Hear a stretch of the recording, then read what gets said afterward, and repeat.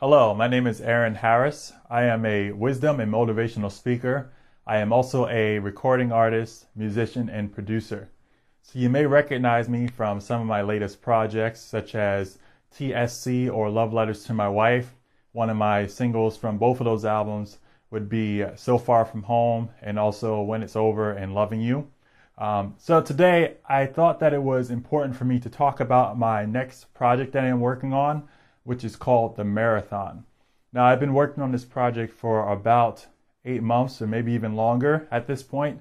And from today, I'm still looking at another year until I get to release this project. Now, I'm really excited as I get with any project I work on. I really enjoy my time in the studio. I really enjoy being able to write new songs, work on new beats, and get in the studio and actually lay them down and get to the point where it becomes a full breathing track. However, today, as I was in my studio, just going over the set list I have and trying to figure out what do I want to put into this project, I realized that over the years of my work as an artist, I have so much music just collected, and I have a catalog of songs, probably over 200 different songs. That's just the songs that I have, stored away on my computers and hard drives. Of course, I'm working on new songs every single day. But today, I realized that it is important to recognize that things happen throughout the course of life. And as a musician, or more importantly, as a recording artist, when I start to tell a story on a song, I try to be relevant to what's happening in today's society. But many times I tell a story about something that has occurred in the past, and that's usually how an artist will write songs. They say they were going through a situation, they wrote it down, and then they went to the studio. So it's not always that I work on a song today because I'm going through a situation and say I'm going to release it to everybody. Sometimes those songs don't go anywhere, and so they just sit and collect dust for a little bit of time. But in the future, when I feel that the time is right, I like to go back and dust those things off and present them to you. So there's going to be some songs in this project, Marathon, that are actually years old, and I've had to wipe them off, and I try to keep the essence of what they were when I wrote the song.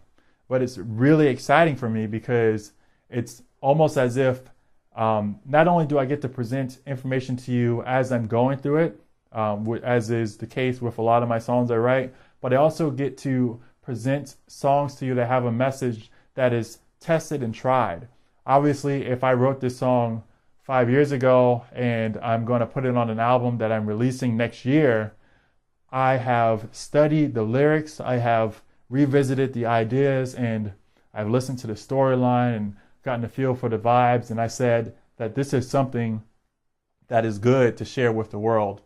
And that's what it comes down to me with music. I like to listen to my albums and see how relevant they are in the day when I release it and also in the days to come, because that is the ultimate test of the message that I'm sharing. Now, there are times when I have a message that I want to share, or something I'm going through that's just pertinent to the time being.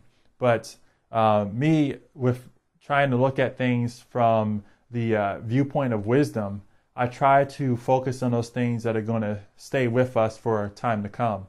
So as I work on this album Marathon, the idea behind the album itself is that life is a marathon. It is not a short sprint. It is not a quick race. So you may see that sometimes somebody starts off in life or even in the music business or anything, as you can relate it to, and they're quick out the gate and they're running and they're getting all of these accomplishments and they're doing all of these successful things. But if I were to look at them 5 years later with the momentum that they're going at that time, does it carry through? Are they still at the top of their game, or are they starting to become tired to the point where they don't want to do it anymore? Well, people who run a marathon understand that they have a long ways to go, and they start off at a certain pace. And the way that you can tell whether a person is going to be successful in their marathon is if they're able to keep up with the pace that they set.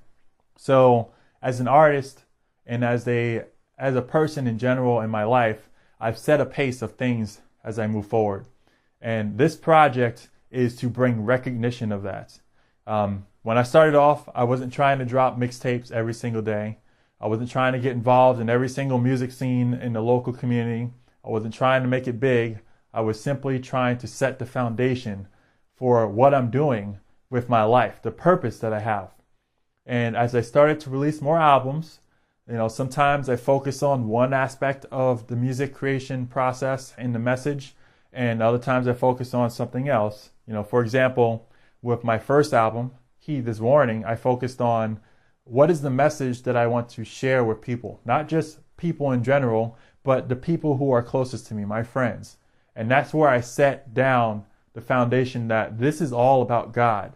And if it's about anything else, then I don't want to be a part of it. Then in the second album, I focused on something else, which was me as a person. Well, I talked about God and I talked about what I expect of the people I associate myself with, or what about me? So I had this album called Just a Man with a Purpose.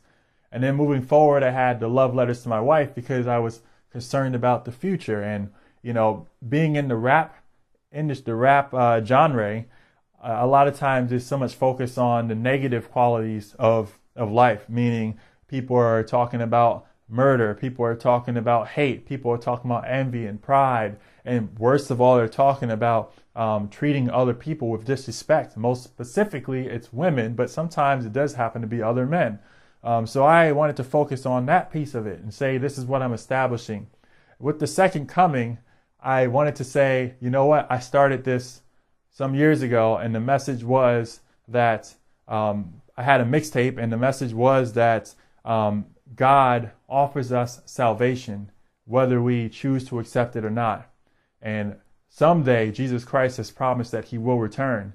And I'm not turning away from that message. I'm going to continue with that message. So that's what the second coming kind of talked about. And it also continued my journey. It was setting the stage for this next album. Whether I realized it or not, it was setting the stage. And this marathon album, this project I'm working on now, is preparing for the long endurance-filled race that we are to run. So there are some people that are running with me, and I want to give you some hope for the future.